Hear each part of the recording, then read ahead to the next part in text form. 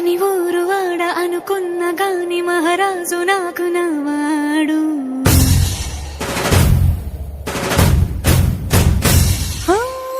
మాట పెడుసైనా మనసులో వెన్న రాయిలా ఉన్నవాడిలోన దేవుడెవరికి తెలుసును